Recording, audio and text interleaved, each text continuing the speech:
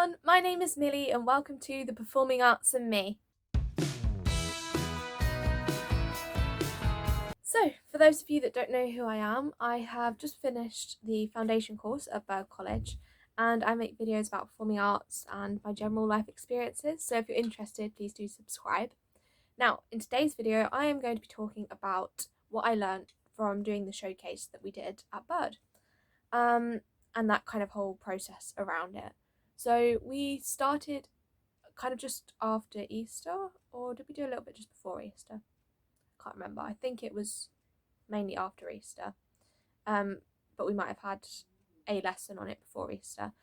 Basically, in some of our classes, we started working on material for the showcase, and in our lessons, where the teachers were doing a showcase dance or a showcase piece with us, so we'd learn the material. Some of it we had already learnt, and we were kind of just upgrading. But yeah, that was kind of how it worked. And so we had that for 5 weeks. And then on the 6th week, we had a tech rehearsal on the Monday. And then on the Tuesday, we had the show day, which also involved a dress rehearsal. So I'm just going to be sharing some of the things that I learned along the way. And I've got a list as normal. So my first thing, and this is my main thing that I learned, was how much bigger I needed to make my performance because I was on a stage. And to be honest, I could probably bring more of that performance to the studio as well. Because the studio is a smaller space, when I was in it, sometimes I was like, yeah, I'm doing plenty of performance. But then when you get on the stage, it's like, oh, the audience, which is all the way over there and all the way up the top, needs to be able to still get the impact of what I'm doing. So I need to be louder if it's acting. I need to be bigger with my like facial expressions. Yeah, it just felt like the whole performance needed to be bigger, and I could probably apply that more in the studio as well. The second thing I learned is what a cue to cue is. I'd not really heard this as a phrase. I kind of assumed that it it was a so basically we were told we were doing a cue to cue run. So I kind of assumed that this was you walk on and off the stage on your cues and get into position or something. I wasn't entirely sure.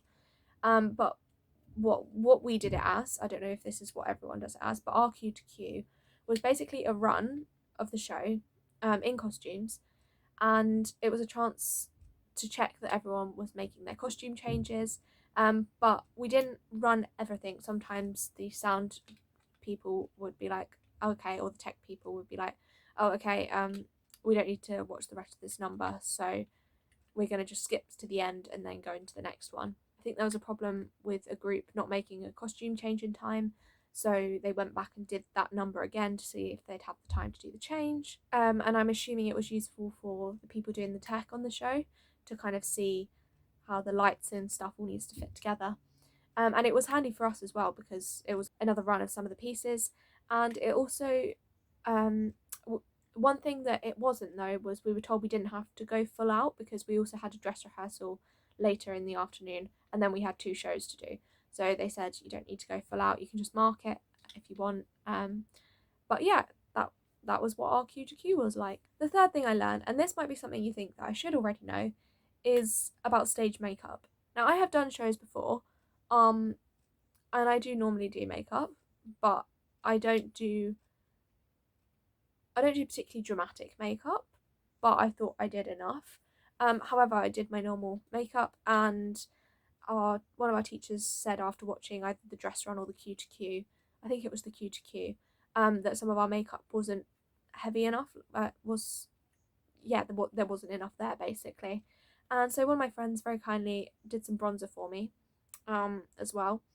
I think I topped up some bits, but then she added bronzer, and I learnt by well, I wouldn't say I'm an expert using bronzer now, but I saw kind of where it's supposed to go and how it looks when you're in like a stage makeup kind of situation. And yeah, I think maybe I need to go and buy some bronzer and put that on next time because I think it helped to just like not when with the stage lights they can really wash you out, and I knew that. But yeah, I think maybe I should have been using bronzer a bit more because I'm quite pale as it is. So then add stage lights to that, I look quite washed out. But yeah, so that was useful. Thank you to my friend. She knows who she is if she's watching. Maybe actually I should practice applying that so I don't forget. I think I know where she put it. Maybe I don't. Maybe I'll have to find out. But anyway, I learnt at least that I might need to look at using bronzer next time. Okay, so what else have I got? So this was more as part of the rehearsal process, and I might have mentioned this during the other video that I did, which was what I learnt this term, because obviously this term was kind of our showcase term, although we were doing other stuff as well.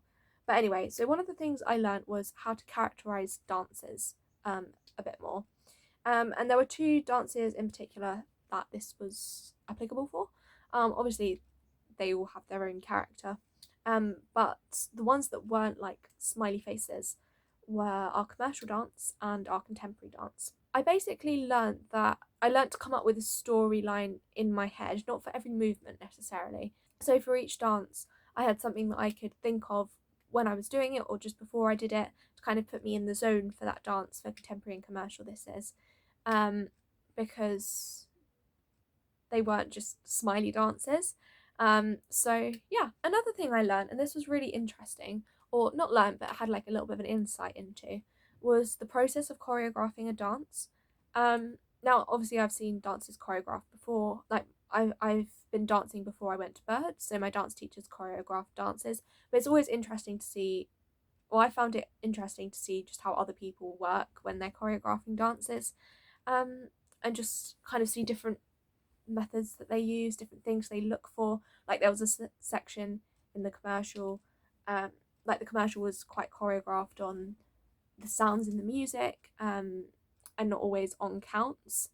So yeah, it was just interesting to see how they worked. And some of the teachers also got us to like come up with bits ourselves, and then they'd adapt it and put it into the dance. So it was just nice to see different teachers' processes and maybe take some of those techniques in the future if I'm ever doing choreography. Another thing, which again I might have mentioned in my previous video, was that I managed to pretty much learn all these dances, particularly the fairly long tap routine we had.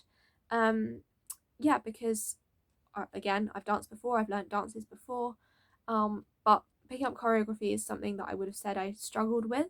And I mean, I wasn't perfect in the showcase, but I was up on stage and I was performing, so I must have done something right. So yeah, I'm pleased that I managed to learn what I did to perform. And then the last thing that I have on my list, I think I've covered all the other things in other points anyway, is about managing props. So we were one of our dances, we had a stool, a hat, and a neckerchief, and we were responsible for managing those and making sure we had them and everything. So we had to check, or one of the group had to check that they were on the right side of the stage. And yeah, also I learned that doing a dance with props, you need to practice with the props. That was something that one of our teachers said. She was very keen for us to have something to practice with, even if we didn't have the exact prop. Like we were using towels instead of neckerchiefs before we got the neckerchiefs. So yeah, I learned that if I do anything with props, I need to try and practice it with the props. Because otherwise it can feel quite different, I think. If you would just, because when we brought the hats in to start with, we were just miming with the hats, and then when we got them for the rehearsal, we were like, oh, we've actually got a hat now, so we've got to kind of use it. So yeah, learning to manage props. Okay, I think that is all I wanted to say. I feel like there's loads more I've learned, but whenever I sit down to write these notes, all the ideas go out my head. So yeah, but anyway, I hope you have enjoyed this video, and if you have, please do give it a like to let me know, and don't forget to subscribe if you haven't already so that you don't miss my future videos. Thank you very much for watching. Bye!